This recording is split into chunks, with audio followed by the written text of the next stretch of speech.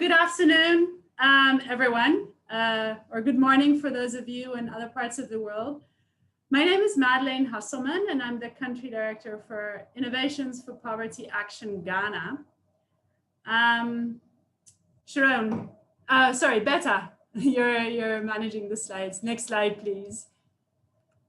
So on behalf of the team presenting you today, I'm very delighted to welcome you all to this webinar and excited to see so many of you have joined us from within Ghana and across the world. I'm joined today by Elisabetta Aurino, who's a research fellow at Imperial College in London, and Sharon Wolf, an assistant professor at the University of Pennsylvania. And both Elisabetta and Sharon have been conducting research in Ghana for many years. I'm also here with my colleague, Cynthia Bosumtwi-Sam, who has many years of experience working in the Ghana education sector and will help moderate the Q&A and discussion section. Next slide, please. Our research team, as you can see, is very diverse, and we didn't even list the many enumerators who helped with the data collection. And we are very grateful to all who contributed to this ongoing study. Next slide, please. As you all know, this COVID-19 pandemic is the first of its kind in the world, not only with all governments grappling to balance potential economic, social, and health impacts, but also an unprecedented global sharing of information through news outlets, social media, and events like this. Today, more than ever, we need reliable data to know how people are coping with this changing world and evidence on what programs are effective. At IPA, we hope to play our part by making such data and evidence available for decision makers in governments and those of you supporting and implementing education programs. As in many parts of the world, schools in Ghana were closed for an extended period from mid-March 2020 until late January 2021. I don't think we need rigorous research to conclude that this has had an impact on learning outcomes and broader child well-being. However, what research can give us are insights in the differentiated effects, which helps planning and improved targeting of limited resources to ensure that all children have an opportunity to recover from the shock and access quality education for a better future. The findings from the study we're presenting today are by no means generalizable to the world, not even to the whole of Ghana. The study was only conducted in and around the Greater Accra region. However, there are some unique features of our sample that we believe make the lessons useful for a broader audience, and hence this webinar today. For example, we are able to untangle if and how girls were affected differently from boys, differences in access to remote learning opportunities for children in public versus private schools, and also how not only children, but also their caregivers and their teachers coped in 2020. And in return, how this affected the children. Anyway, without any further delays, sorry, next slide, please, Betta. Let me hand over to the other speakers. First, Elisabetta will provide an overview of the study itself and share the findings of our most recent survey conducted in late 2020. Sharon will share some thoughts on the policy implications and how evidence from other studies may help inform programs aiming to respond to the key lessons that emerge from our data. Cynthia will then open the floor for questions and a discussion. Since we are with a very large group, we would like to ask you to keep your questions until that final session, and we really hope to have enough time for Q&A and a discussion. But if you have questions during the presentation, please feel free to share these through the Q&A panel at the bottom of your screen. Thanks once again for joining us, and I hope you enjoy the presentations, and also I look forward to a very lively discussion afterwards. Betta, over to you. Thank you so much, Madeleine, and welcome everyone to this webinar. It's a real pleasure for us to present the first set of findings from an ongoing study that we are conducting in Accra to really discover how children, parents, and their caregivers are coping with the COVID pandemic. So today we will present the results from a survey conducted in October-December that was mostly focused on the period of school closures. And one of the key takeaways that I'd like you to take home from this presentation is really that school closures seem to have been leading to growing learning inequalities. And this is something we don't observe only in Accra, but broadly from the evidence that we have from high-income countries, and also the growing set of results that are coming from low and middle-income settings. In the specific, we find that the private schools were twice as likely to provide individualized learning materials and support to their students, and that children in private sector scored higher on literacy and maths test scores that we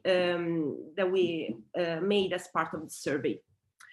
Also, higher SES household provided more and better quality distance learning support. And we find that the group of children with disability may be particularly at risk of being left behind from the school closures. Something that really emerged from our data is that key barriers to distance learning include the lack of devices and internet for both the teachers and the students. With regard to gender, indeed, in our sample, we don't find much inequalities between boys and girls in terms of distance learning, nor the support that they received from their parents and teachers. However, we find that time use differ in other dimensions, such, for instance, girls have a higher burden of household chores vis-a-vis boys had more leisure time. And then this is something, again, that is probably more broadly applicable to the rest of the settings that, for instance, your countries, relates to the job losses and food insecurity that are widespread and connected to the COVID crisis. And we know from previous literature that these shocks are associated with worsening of learning for children that are affected by those shocks. We find that low SES households and female caregivers were more vulnerable to these shocks and reported higher food insecurity. Then we also found that one out of three children reported hunger in the past month, with inequalities again by private and public schools, SES status, and also gender. And also that economic insecurity was a good predictor of poorer test scores. But let's dive in. So this was just a preview of our findings, and now let's dive in the actual results. So first of all, I would like to guide you a little bit through this sample. This is part of a longitudinal ongoing study that is continuing to follow a group of kids that were recruited at ages 4 and 5 years in 2015 as part of an impact evaluation of preschool education. These children at the time resided in the most deprived communities of the Greater Accra region in Ghana. Since we are following them over time now, some of these children also moved to other parts of Ghana, for instance, some parts of the central region. Building on this ongoing sample, we managed to fundraise funding to conduct 3 rounds of phone surveys. And as I said, these are the results for the first round, which was conducted in October-December 2020. We interviewed caregivers, their children, and a subset of the teachers from the schools that the kids were attending before the school closures, because we really wanted to have an holistic view of how different stakeholders may be all involved and all affected by the COVID crisis. However, you will see soon that this is quite a selected sample, and the generalizability to other parts of the country that they may be more vulnerable may be limited. So this is something that we should keep in mind while interpreting the results. So just to give you a little snapshot of our sample, with regards to the caregivers, they are about 42 years old on average. 2 out of 3 are females. Most of them are the children's biological parents. And as I said, 73% had at least a middle school education, which really talks to the issues that we were referring before about the broader generalizability of these results. With regards to the children, now this sample has reached on average 10 years old. We have half girls and half boys in our sample, and most of the kids are enrolled in primary school, and specifically in mid-primary school, P3 and P4. 56% of children attended private schools, which are quite frequent in urban Accra and also in other urban areas of low and middle income countries. So we really wanted to look a little bit more in depth about the distribution of children in private and public sector by their socioeconomic status, that we will refer to as by the education of the parent. Specifically, we define high SES households, those households for which the caregiver of the child that we interviewed had at least completed higher secondary education. So we see that actually higher SES children are mostly in private schools as compared to low SES children. As compared to public schools. But the sample of low SES children is actually equally split between private and public schools, which may be also due to the fact that many children are attending low-fee private schools. With regards to the teachers' demographic, as I said, these were the teachers from the schools that kids were attending before the school closures. So we have, again, this breakdown of 56% of teachers coming from the private schools and 44% from public schools. In general, public school teachers were older, and consequently they had more additional teaching experience than their private school counterparts. And also in general, public school teachers had higher educational level. For instance, you can see in this in the bar all to the right of this chart that most public school teachers had a bachelor degree or more. By contrast, private school teachers mostly have high school education. So this is just to give a little bit of a snapshot and context to the findings that I'm gonna present now. So we organized our main findings in 3 groups. So the first group really relates to the educational inputs for learning during the remote, the distance learning period. Then we will talk about test scores that we assess through phone interviews. And then we will look at other broader determinants of child learning and broader well-being, focusing on food insecurity and shocks that the household has faced during the school closure time.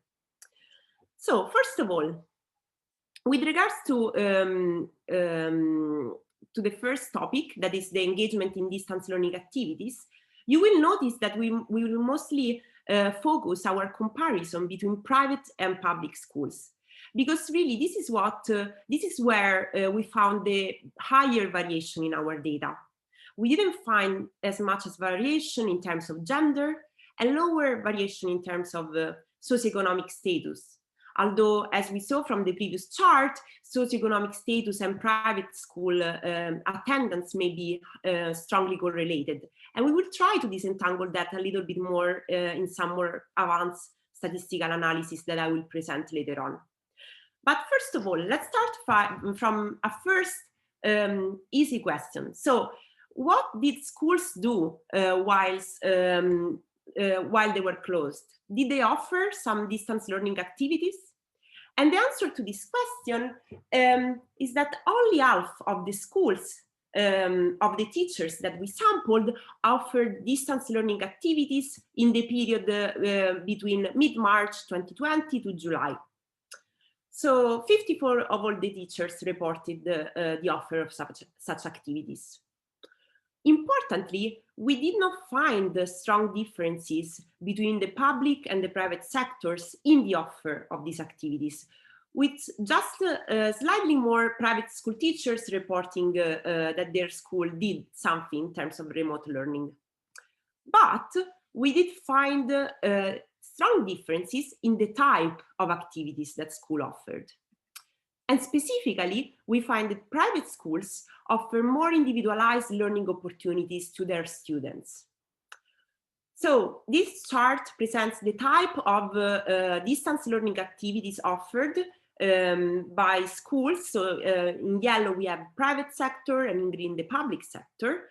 And we see that private schools were much more likely, 42% versus 6%, to provide online classes to their students, and 62% versus 16% of providing materials via WhatsApp to their students. So much more in-depth, individualized support.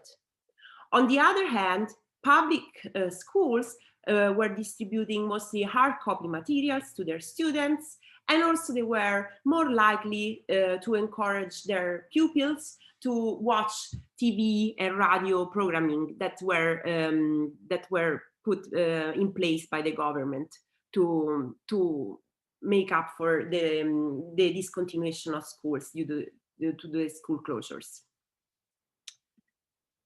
And we also find that private school children were also more likely to be engaged in distance learning. So the first two bars on the right in this chart show the proportion of children that reported to not have been engaged at all during mid-March to mid-July in any learning activities. And you can see here that 11% of public school children reported doing anything in this respect, versus 4% of private schools. Among the remaining children, which are the overwhelming majority of the children, fortunately, we find that independent study, so taking their own books and doing some exercise with their own material, was the most common instance and type of engagement in distance learning. And this was followed by some forms of home tutoring by some adults in the household, and watching educational TV. Whilst, as you can see here, we see, and there were many differences in this, these three more prevalent forms of distance learning activities between public and private schools. However, we find strong differences between private and public in the likelihood of children working on assignments provided by their teachers, also in the likelihood of having private tutoring, and obviously this is strongly associated with the capability of the households of these children to afford some form of private tutoring, and also online classes. So this is where the gaps seem to be, and again, it is likely that this very more focused and more individualized support may lead to growing learning inequalities between pupils in the private and the public sector. I mentioned the TV and radio distance learning. These were put in place by the government by offering some educational programs with some dedicated channels. And we find that overall, 54% of the children and 61% of the caregivers reported that their children actually accessed this government-sponsored TV and radio educational programming. Interestingly, only 2% of kids reported listening to the radio, which was quite surprising to me. I would have thought that radio was more accessible, and probably this may vary if, for instance, we consider a rural sample. And private school students were also more likely to watch government channels, although, as you remember, government schools were encouraging much more to access these TV and radio distance learning activities. However, and this is something that is very important to keep in mind if these TV and radio educational programmings are continued now that schools are open, or maybe reinforced if in the event that schools close again. 60% of the children reported that it was difficult for them to, or very difficult for them to pay attention. So if we want to keep to offer this support, something to bear in mind is how to make this more accessible to children. Also, private school children had more access to resources at home. We find that across most resources that we investigated, ranging from availability of basic writing materials, electricity, textbooks, TV, and so on, there were important gaps within the private and public sector.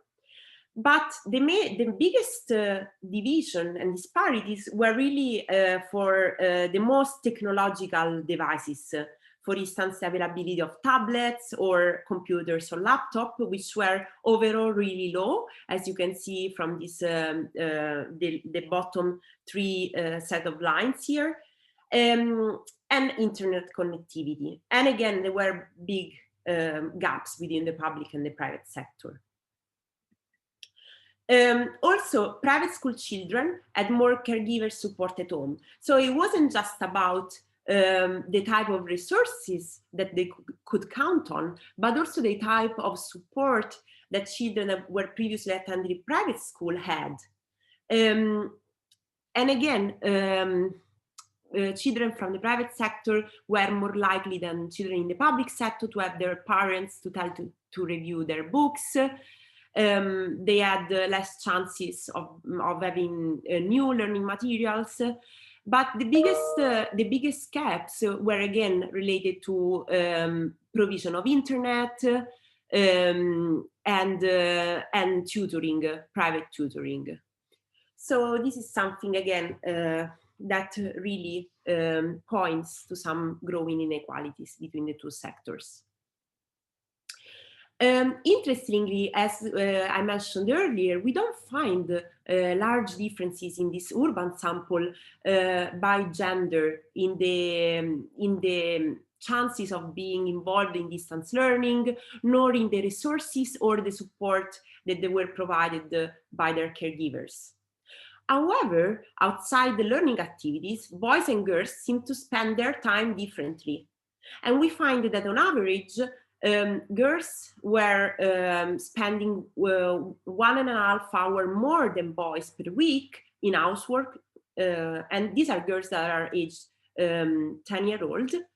And this time was this difference was spent by boys doing leisure type of activities.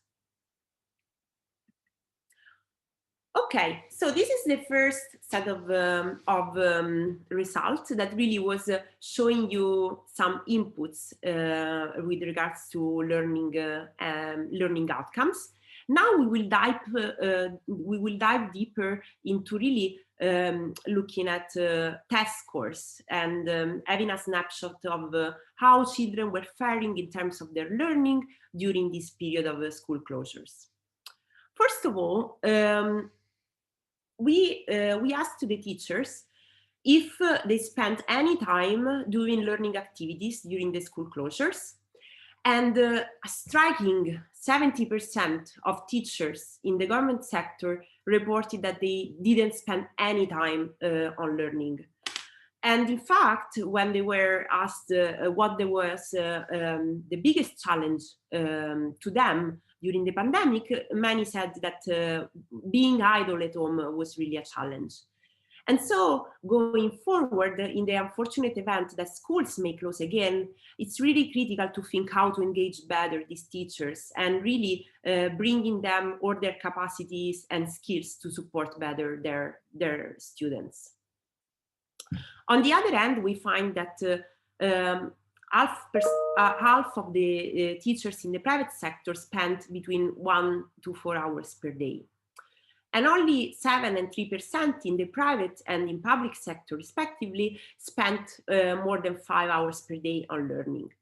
So among this subset of teachers in both the private and the public sector that reporting doing at least 1 hour of learning activity per day, we asked how were they feeling about the curriculum, if they were managing to be on track on the expected curriculum coverage that they would have, they were supposed to cover if schools were not closed. And again, we find that half of the teachers in the private schools say that they felt more or less on track, having completed 80% or more of the expected March-July curriculum, whilst only 32% of the teachers in the public sector reported this being on track on the curriculum. So again, kids in the public sector may be falling behind in terms of coverage.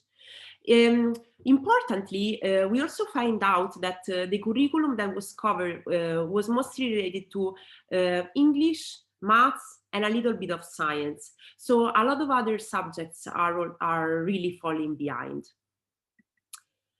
So we wanted to really understand better how kids were faring in terms of test scores. And so we organized some phone learning assessments. You know that probably you know that many other groups, research groups, have been trying to do that in the past year, and this has been really a learning journey also for us to organize these basic learning assessments by phone, because we wanted to keep it short. We didn't want to keep the children for a long time at the phone, and at the same time we wanted to have a flair of how children were doing in terms of basic academic skills during the pandemic. So we included some very basic learning assessments in literacy and numeracy. For literacy, we included the vocabulary test, spelling, and oral comprehension. So we basically asked the numerator to read a short story, and then the kids were asked some questions to understand if they were able to comprehend the text well. And in terms of numeracy, we asked about number discrimination and basic operations. Importantly, 14% of children reported to getting help on these items because the tests were perceived too hard. But we find that overall, the distribution of these tests were, from a statistical point of view, good. However, what I want to underscore is that obviously learning is a very complex phenomenon, and a short phone interviews cannot really fully capture the underlying ability of children in terms of maths and numeracy. But still, it gives some sense of how they are doing during the pandemic. So without much further ado, let's go and look at the results. Again, we find that consistently with what I just presented you, private school kids are doing better in terms of both maths and literacy score. And these gaps are statistically significant. The same gaps are present for socioeconomic status, which I recall is the educational level achieved by the caregiver of the child. Obviously, one may think, okay, we know that SES and private school gaps existed even before the pandemic. So we really wanted to find out if controlling by previous achievements, because as you may recall, this is a longitudinal sample, and we have test scores of these children since their age 5. So even by controlling for their previous achievements, which will give us kind of a good summary of the investments in education that they had earlier in life, and also by controlling for a number of other child, caregiver, and school characteristics, we find that these gaps by private and public schools and socioeconomic status persist. we do not find instead differences between boys and girls in learning in this sample. Now I will move to the, a final consideration related to learning relates to a group that is probably that is most vulnerable in general, and is probably even more vulnerable because of the school closures. And this is the group of the children with disabilities. When we asked both teachers and caregivers, we overwhelmingly found that both caregivers and teachers were dissatisfied with the type of support offered for kids with disabilities, and most of them said that the distance learning activities were not very accessible. Importantly, 74% of teachers indicated that the government did not take adequate measures to support children with disability with distance learning. So this is something that we really need to keep in mind. Obviously, we had a very small number of children with disability in our sample, but probably this is indicative of some further inequalities that may be widening due to the pandemic. Finally, I will go to the last set of our results that relates to the other potential drivers of poor learning outcomes. And these are food insecurity and economic challenges. So we know that the pandemic, with the shocks to households, loss of jobs, and also discontinuation of school feeding program, it seems that is really increasing food insecurity among children and households. And in fact, we asked to the children a very basic questions about whether they felt hungry in the past month, and we found that 1 out of 3 children reported hunger in the past 30 days. And again, we find important inequalities between children from low and high SES by school type and by gender. Importantly, in Ghana, there is the government Ghana school feeding program that provides 1 meal per day to children, and 70% of children from the government school sample was participating in this program. So it is likely that the discontinuation of this program is really increasing food insecurity by not having this important safety net. Finally, and this is something that is really something that we found everywhere in the world, female workers and low SES households were the hardest hit by the pandemic. We asked caregivers 3 main shocks that they could report on for the past 15 days, and we find that basically 2/3 of the sample reported disruptions of daily wage and earnings. Almost 55% of the sample reported increases in food prices, and also 14% of the sample reported the health shocks, such as illness and even death of household members. And 80% of all the households experienced at least one of these shocks in the past 15 days, with a greater prevalence among female caregivers. And 7% of households experience all 3 types of shocks in the past 15 days. So a very high vulnerability.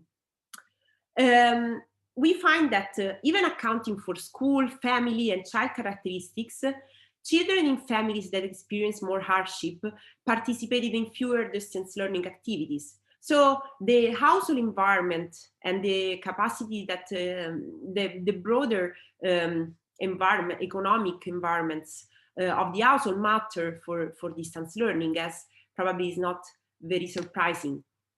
And also we find that kids that were in family that reported multiple hardships had literacy and numeracy test score gaps equivalent in size to the public-private school test score gap.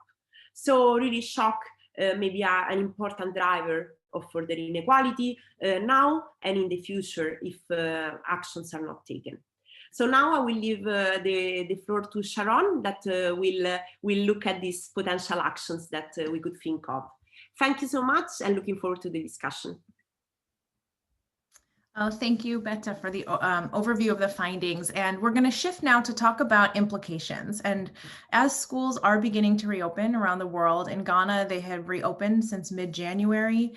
We'll talk a little bit about the implications of what we found, both for thinking about the potential for future school closures, but with mostly a focus on how to ensure that the school reopening really addresses some of these inequalities. So Betta, can you go to the next slide, please? Sorry. Sure.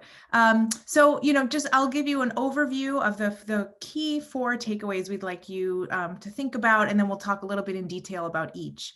So as you heard, school closures may have led to growing learning inequalities. They certainly did in terms of access to learning opportunities during school closures for children in public versus private schools, high versus low socioeconomic status, and children with disabilities. We did not present today, but we have data from rural regions of Ghana that indicate children in rural communities are accessing distance learning activities at much lower rates. So we should probably be thinking about gaps as well between urban and rural communities. There were key barriers to distance learning, really even for more advantaged children, right? I think it was close to 16% or so of public school and 24% of private school children that had access to internet. So, most kids actually don't. And so these barriers of devices, internet for both students and teachers will be a challenge for distance learning activities in the future. Teachers cannot provide online lessons, for example, if they themselves don't have internet. Job loss and food insecurity are widespread. There was a really interesting article published in Science with data from 9 low and middle income countries recently documenting very, very widespread job loss and food insecurity during the lockdown periods.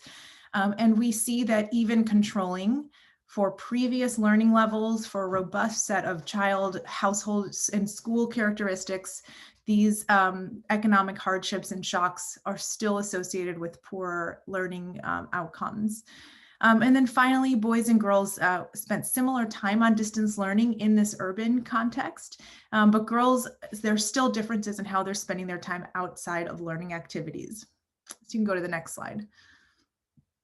So one of our suggestions into thinking a bit more about what can we do now with these inequalities that have potentially grown, and now children are coming back to the classroom.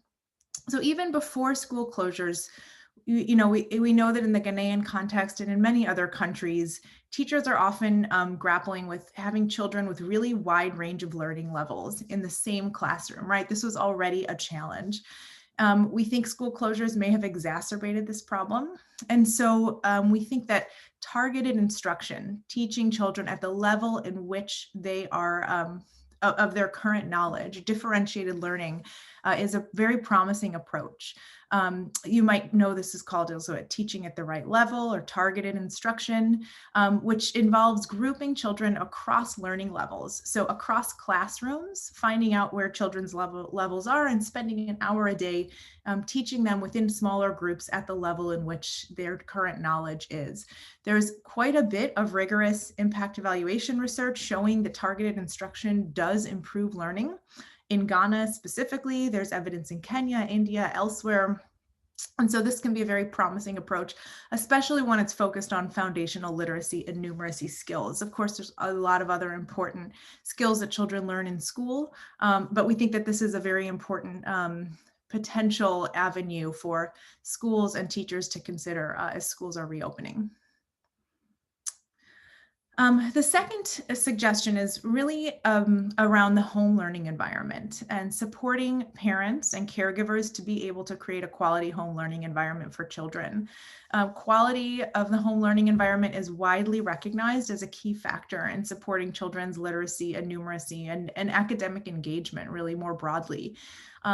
This is true around the world, not just in Ghana. There's evidence from many, many different countries showing the importance of the home learning environment. During school closures, children's home was their only learning environment, right? They didn't have school as well to complement that. And research both in Cote d'Ivoire and in Brazil has found that you can engage parents actually in quite simple, cheap ways that can be done on a large scale. For example, using SMS messages, text or audio messages to parents with small ideas, small nudges around things they can do that day at home with their child to improve the home learning environment. We know from 2 different impact evaluations that actually these can actually change parenting behaviors and children's learning. And so, there can be cheap and scalable ways to, at least in small ways, change the home learning environment and engage parents more widely. We've just started a similar study in Ghana, in Northern Ghana, adapting these SMS messages around the period of schools reopening. Past interventions include informing parents of their children's learning level, progress, and attendance. So sometimes they can be really targeted towards specific information, but they can also be more general messages around engagement. Okay, you can go to the next slide. We talked a bit about food insecurity, and I think we really need to start broadening what we think of as important educational inputs beyond teaching and the classroom. We know that children need to be well nourished and well rested in order to be able to take in high quality instruction. And there's research from Ghana that shows that children from households that were food insecure over a period of time had lower literacy and numeracy abilities. This is controlling for a very robust set of characteristics and of children's learning over time. And so there's also some evidence that school meals, the Ghana School Feeding Program, for example, are effective ways to improve learning and improve children's nutrition. So that gives us some causal evidence of just offering meals at schools actually can improve learning outcomes.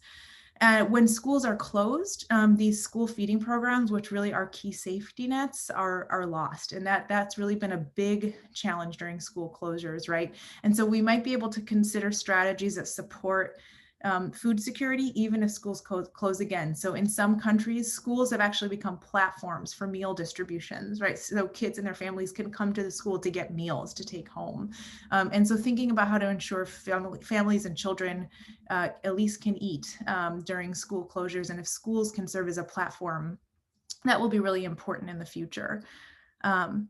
Cash transfers are another opportunity, and I know that some governments have been implementing cash transfers during the lockdown period to help mitigate some of those adverse impacts of school closures and lockdowns. Okay, finally, we talked a little bit about differential impacts on girls. And evidence from other countries indicate that older girls, in particular adolescent girls, are really at the greatest risk of experiencing learning loss and school dropout when schools do close in times of crisis. So we know this from the Ebola crisis. We're seeing it now from the COVID pandemic. And so when thinking about back to school campaigns, getting children back to schools, making targeted efforts to ensure that girls get back into the classroom as schools reopen will really be key. It was beyond the scope of this current survey, but a lot more research is needed to assess how school closures have impacted girls in general, also in rural Ghana. And there's been quite a bit of journalism on this topic, and I think we will see more and more scholarship in this area. But this is really key. I mean, in this urban sample that we have, we didn't see gender differences in terms of who was participating in distance learning, but boys did score lower on numeracy test score than girls. We think there's going to be a lot of variation based on rural and urban contexts, both within and across countries. And as I mentioned, we'll be actually doing additional research, both in the Greater Accra region and in rural regions of Ghana, to share results later this year about differences that we're seeing in these two contexts. So just the takeaway, just to repeat, I find that always helpful. Targeted instruction to meet students at their learning levels as schools reopen, supporting the home environment and finding scalable and affordable ways to do that, whether it's public service campaign or SMS messages. The importance of school meals and addressing food insecurity, even if schools do close again, and then ensuring an equitable return to school for boys and girls. So I will turn it now over to Cynthia for the Q&A.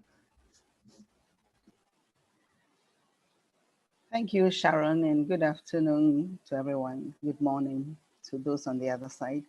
We come to the Q&A session, and you can either type your question in the Q&A box or you raise your hands.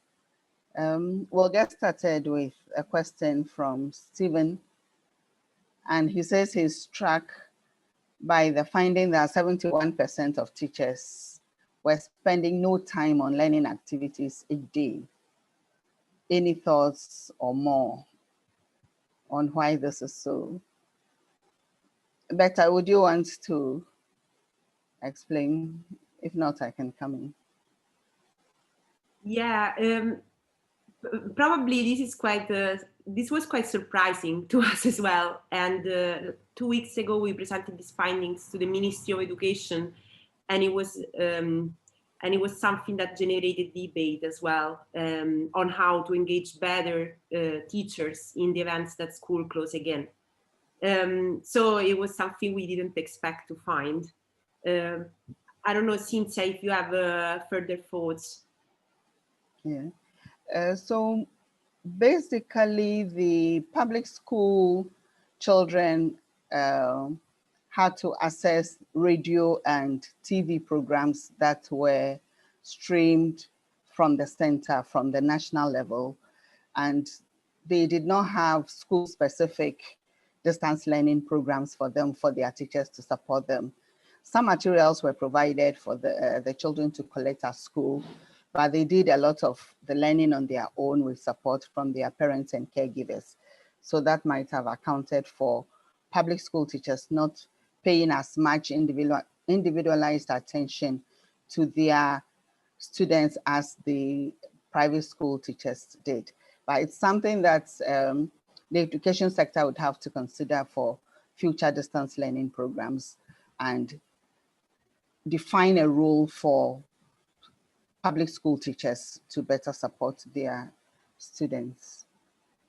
The one other thing I just wanted to add is that a lot of teachers reported not having access to internet or devices. And so that's, I think, another challenge in terms of expecting teachers to be able to provide certain resources to students without having them themselves. Yeah.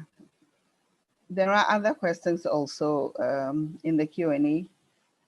For the QP4G longitudinal study, were you able to compare children who participated in QP4G in 2015 versus those who had not participated in these results related to the impact of COVID?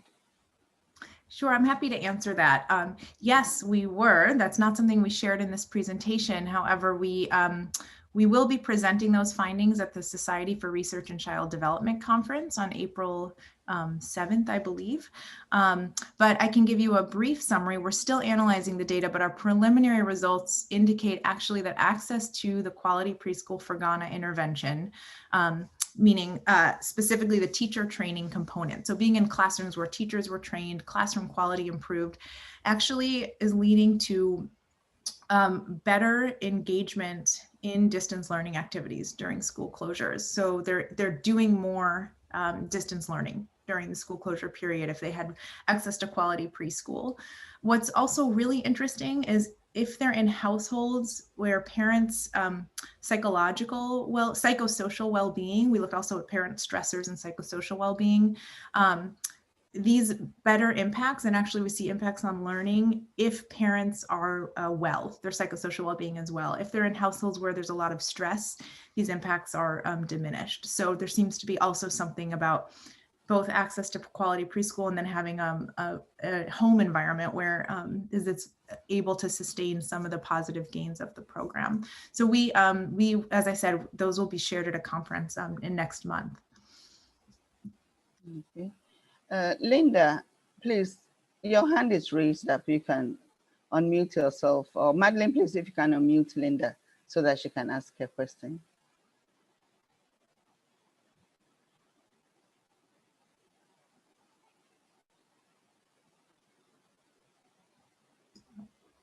Says it was a mistake. Oh, okay. I think there are other hands raised. No. Okay, we have a question from Ben. I would like to know whether you compare test scores from the survey and usual school learning scores to see whether differences in learning still persists. Either of you can take it. I'm not. No, go ahead, Sharon. Thank you. Well, I think what you're asking is about previous learning, right? And maybe these gaps were there before the pandemic, and are we just documenting pre-existing gaps? I think that's what Ben's question is. We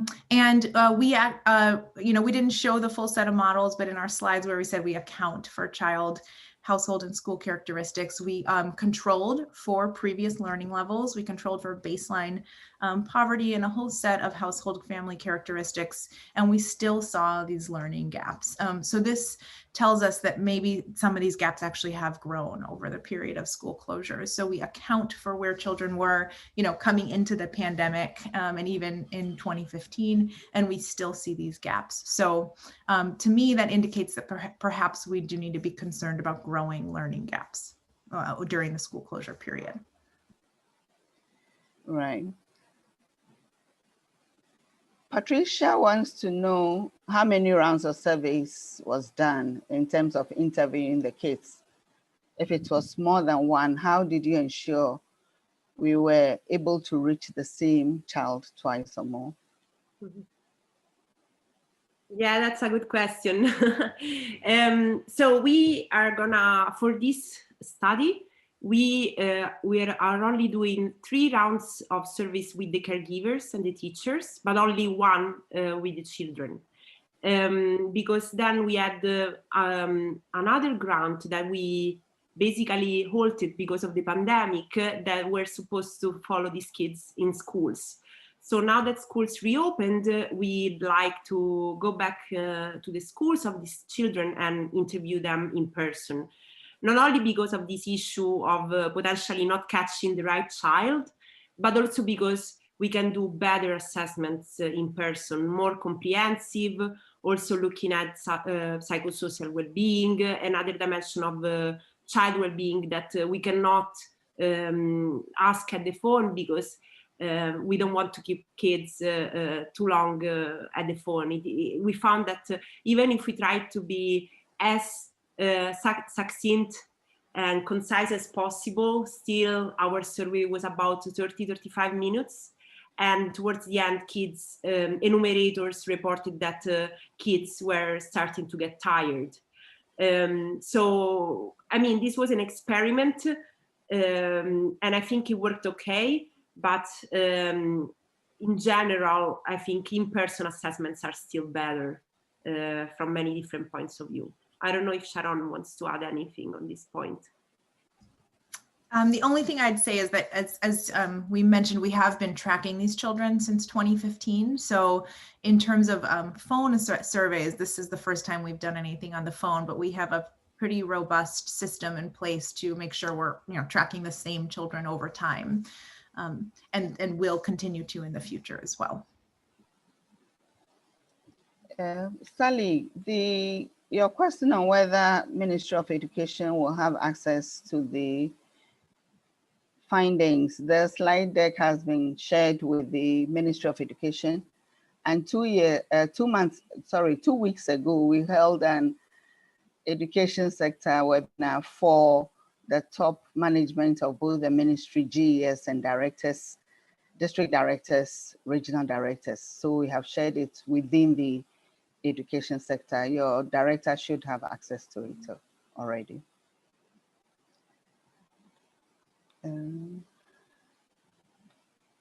Erin, you mentioned that there is higher caregiver involvement in at-home learning for private school students compared to public school students. Is this also true by caregiver education? That is, higher SES caregivers spend more time helping children with DL. Further, did you have the opportunity to look at this involvement by the gender of the caregiver? Betta, would you want to take this? Yeah, thank you so much for your question. We did look at differences in involvement and even in the resources that were offered to kids by SCS of the caregiver, and we did find similar gaps. Obviously, these are very descriptive findings, so we cannot really fully disentangle in these charts the correlations that may be present between higher SCS kids going to private schools. But when we control for these different influences in statistical analysis, multivariate statistical analysis, we do find that both SCS and private school independently predict engagement in distance learning activities. So they seem both operating in our sample. I'm not sure if we actually looked at gender of the caregiver. That's a good point. I think we didn't. But yeah, that's a great point, and we should definitely do so in the future. We did look at engagement by child gender, if parents were doing more for boys or girls, and we did not see differences there. But I think it will be really interesting to do this also by the caregiver's gender. Yeah, there is another question also in the chat box.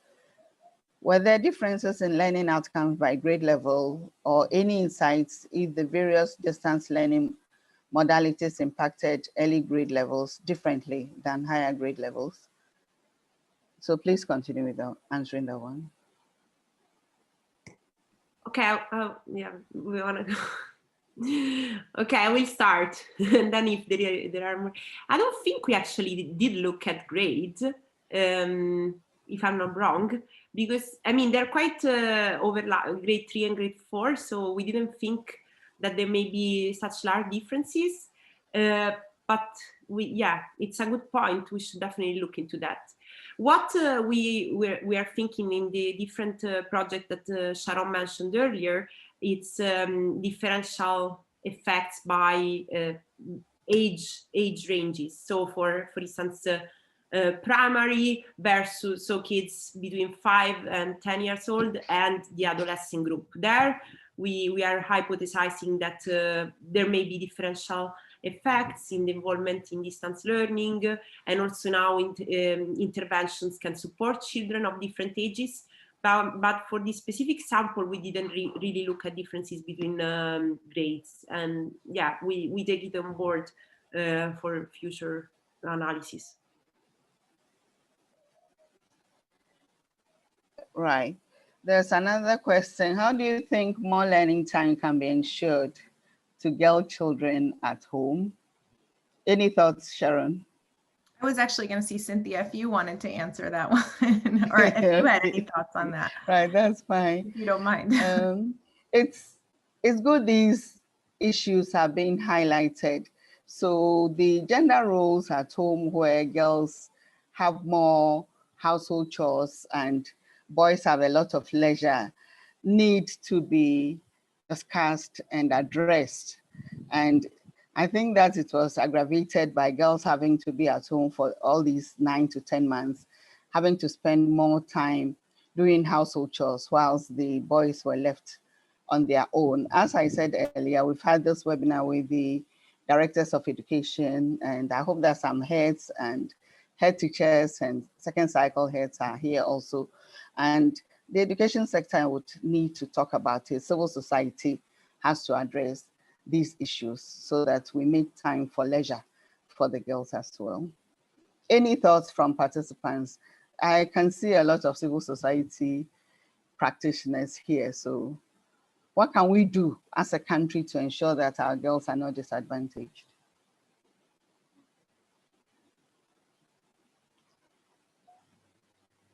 Okay, how do we propose we engage parents on some of these findings? It appears we need to do more work on the home front. Any dissemination plans targeting parents? It is one of my takeaways from this meeting, how this gets to parents. Madeleine, I'll put you on the spot. Any thoughts on Sally's suggestion? How do we get parents also? But we are all parents also, aren't we? We are parents or guardians of so many children. So Madeleine, any thoughts? Yeah, no, I think this is a really good questions. And I mean, one thing that this data shows is just the importance of parents in learning, I mean, across the board, but especially when schools are closed. And so we didn't actually have a plan on how to share this with parents. So if you have any suggestions on, yeah, how we might get across these findings to parents, yeah, we'd be glad to hear that. Okay. Thank you. And Divine is asking anything on pupils who couldn't return to school after the reopening? And what are the reasons? Is there any differences in that with respect to private and public schools? Are any of our other surveys looking at this issue of children returning to school? We will be. We can't speak to that yet, unfortunately. You know, our next plan is, if it's safe to do so, is with all the precautions, to actually go to schools and survey children to do direct assessments. And so, and for those who aren't in school, we'll find out why. So with this sample specifically, we will be able to know more about that soon. We're also, as we mentioned, doing a project in Northern and Savannah and Upper East regions, where we will actually next week are starting a survey to we already surveyed households before schools reopened, and we're surveying now, and we will find out who went back to school and who didn't, of children in those households, and why not if they didn't return. So I'm hoping that's something we'll be able to tell you more about in the next month or two. But we don't have anything to share about that at the moment. So Carol is asking that now that schools have reopened, any changes to the curriculum approach to allow for catch-up or remediation? That's a question that GES can answer, but we are aware a lot is being planned and some directives have been given to teachers as to how to handle the curriculum. And also distance learning is being, or differentiated learning rollout is being planned for 10,000 schools. So we believe that a lot is happening. Samuel says, I believe there are a number of CSOs doing home literacy programs, engaging parents directly.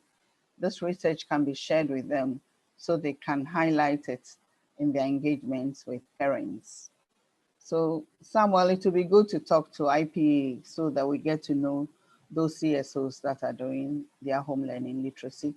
We invited some of you and we are happy you are joining us. Any other questions? A hand is raised.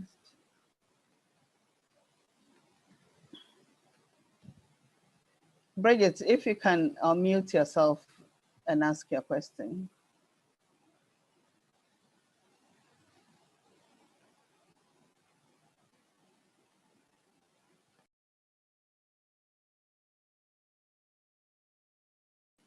Can you please unmute Bridget?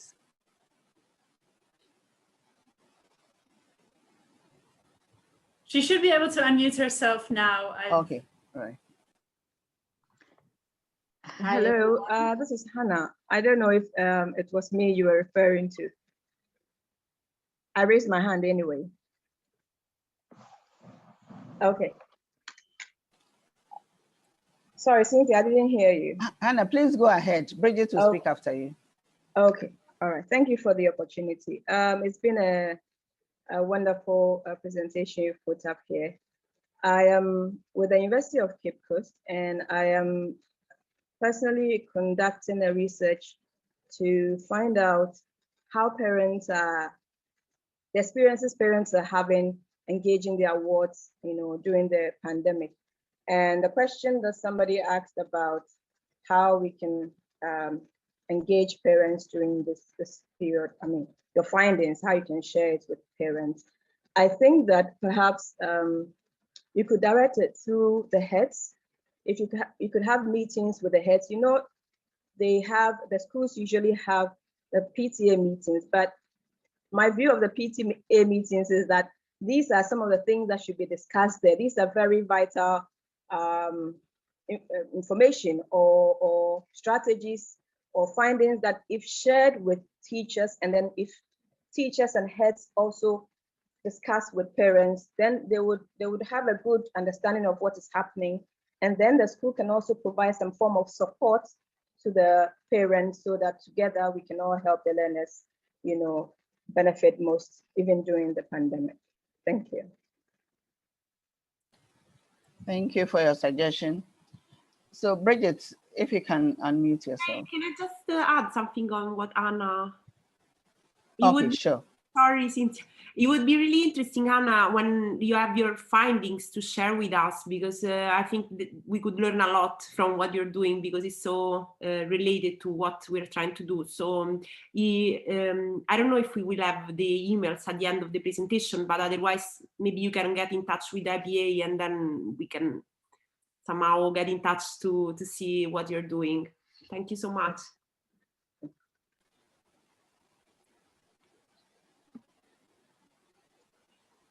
Hi, everyone.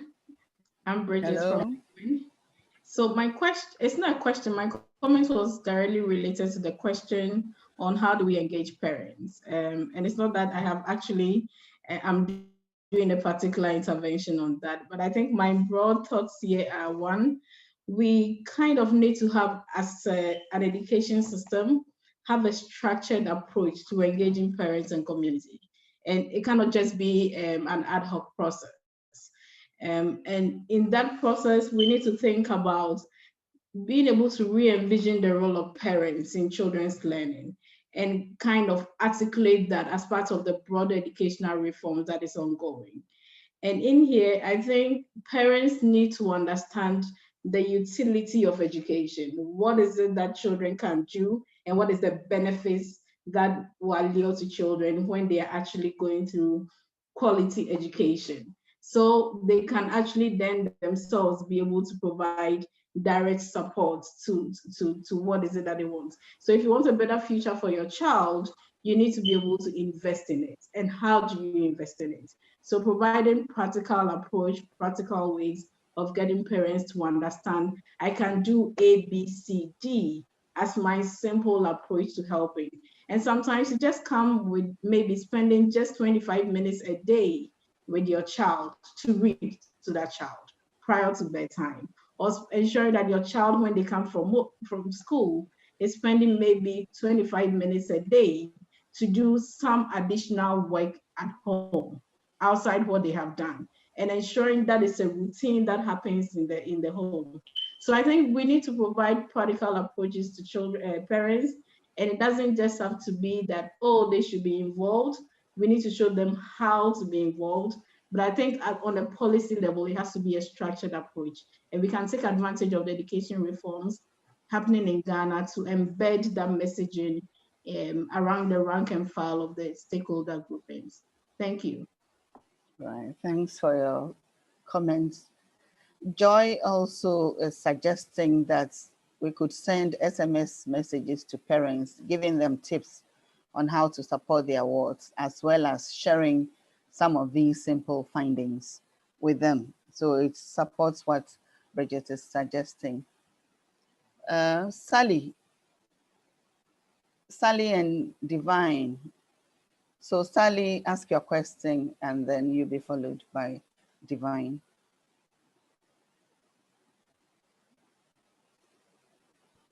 Thank you very much.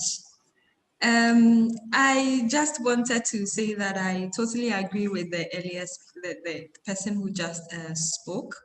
I shared her submissions very much. I like that Cynthia mentioned that we are all parents, and so we're also learning.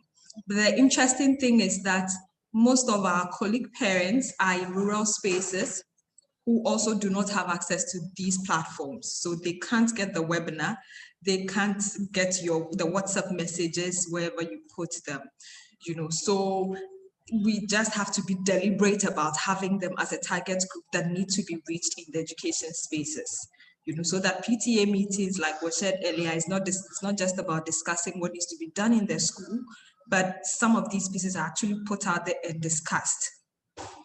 So in the same way that we found ways to reach children who did not have access to digital resources at the peak of the pandemic. I'm thinking it's that same deliberate effort that we'll have to put in to reach parents that do not have access to digital materials. If we reach them via radio sessions so that they would stay engaged, then how do we share some of these findings on radio? How do we use our information centers as well to reach unreached parents? I think parents in public spaces are relatively fewer than parents in rural spaces who are thinking about their daily livelihoods and would just get up and go on to their jobs. But how are we deliberate about reaching them? Because it appears that moving forward, their role is very critical in education. Thank you. Yeah. Sharon and Betta, any thoughts on how we can better engage parents? No, I just want to thank you for these 3 comments, because I couldn't agree more with you. And I really liked the last comment about how to reach the hardest to reach parents that are in rural areas where connectivity, internet may be even more challenging than in urban places. Perhaps, I don't know, we can talk a little bit more about the interventions we are doing, because this is really in the spirit of what you have mentioned. So we are using SMS text to reach parents in rural areas in northern Ghana, to provide them with the practical tips, just as the ones that Anna and Bridget were discussing, to say, and suggestions for engagement in education. So we also feel that it's hard for a parent that is busy, and yeah, we are all parents, and it's difficult to really find the routines and actionable things to do to improve children's education. So we are trying to provide some of these tips that do not require any academic knowledge on the part of the parents, but things like talk to your child, or maybe you can play or discuss things like that through SMS. So very short, simple, actionable advice. And so we are trying to use those as a way to reach these parents. We are doing the evaluation now, so we will hopefully we will know if these are working as a tool that could be potentially scaled up in the future. So you will definitely know more from us. And just to loop that, oh, I'm sorry, Cynthia. Oh, please go ahead. I was just going to loop that into our conversation earlier about girls and the disparities potentially between boys and girls in the return to school. In that intervention evaluation that Betta mentioned, we're also testing a treatment arm where these messages are general to children, but also have a specific focus on gender parity. So really encouraging parents to invest in their daughters, and both when it comes to education, the home environment. And so we'll be able to see if, we can more generally support parents to engage with their children using these really simple messages, but also if it can be used to improve gender parity, especially now in the return to school and over this coming school year. Right. Divine, can you unmute yourself and ask your question, please? Okay. Please, can I be heard? Yes, we can hear you. All right. First of all, let me commend the organization for this. This is a good work done. And for me, one thing I've also realized is that the study is also pointing to one thing, the reason why there's a growing demand for private education in Ghana is pointing to that. And GES body that is part of this study, it should get something from it to see that over the years, parents are preferring private education over public education, and what they can generally do also in collaboration with the government to see how best we can strengthen our public institution. With respect to the parents and their involvement in their world education, I believe teachers can also provide. When you look at it, private education sector, the private school, there's a strong collaboration between teachers and parents. But when you come to our public schools, that is not the case. You don't see it over there. With this closure of school, a lot of teachers in the public institutions were not in touch with their work. Some of them do not even have contact with parents of students they are teaching, and that is one of the challenges we are having in the public schools. So if we can help strengthen the capacity of teachers, we could be a well, or encouraging them to draw closer. The parents may not know how best they could do that, but if the teachers could draw the parents closer to them, it could help their involvement and drawing the parents closer and educating the parents what they can do with respect to their worst education. I think we can make a headway with that. Thank you. Right. Thank you. Thank you. The other participants have also spoken about the need to engage parents, and you have added that we need to engage the teachers, especially the public school teachers have to do more in supporting children so that the children are not left on their own. Yeah, we shall be sharing the slides, so please expect them. Any other question? We've made good time. So, any other question? There are no hands raised up. Anybody with a burning question or comment? I want to give you the opportunity. If not, then thank you very much for your wonderful submissions and for the interactive session. I'll call upon our country director, Madeline, to give us her closing comments. Madeline.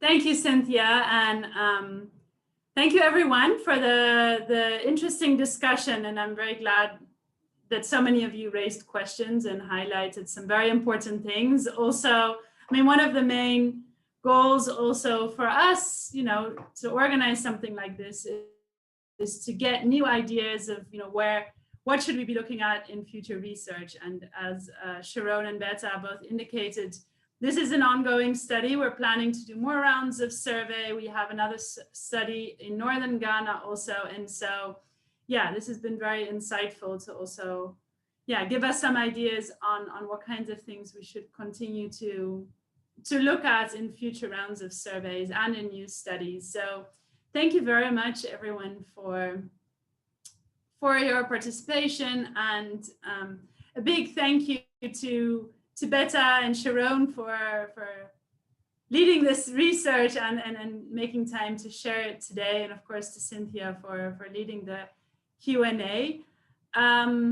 Nothing else from my end, just to say that we will be sharing the slides with all of you, and please don't hesitate to reach out to us if you have any ideas on how we can perhaps engage the parents, both with our findings, but also more broadly, how to engage parents in the education sector. This is an issue that has not only come up today, but has also come up over the years as we've been engaging with the Ministry of Education and Ghana Education Services. And it's just a really difficult issue. So if you have any ideas on that, please don't hesitate to share those with us.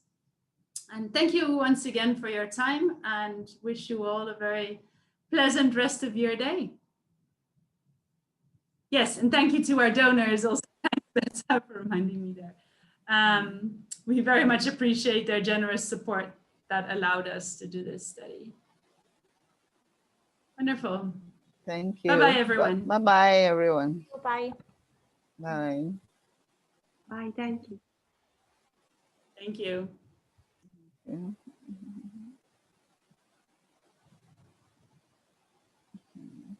Oh, someone is asking whether, besides the slides, we'll share the research reports. Yeah, I was asking. A report as such at this point, but we would be happy once we have written up the results into a report or a paper to share that. Right, Betta and Sharon? We are working on a memo, on a short policy brief. So this will be earlier than that. All right, thank you. Thank you.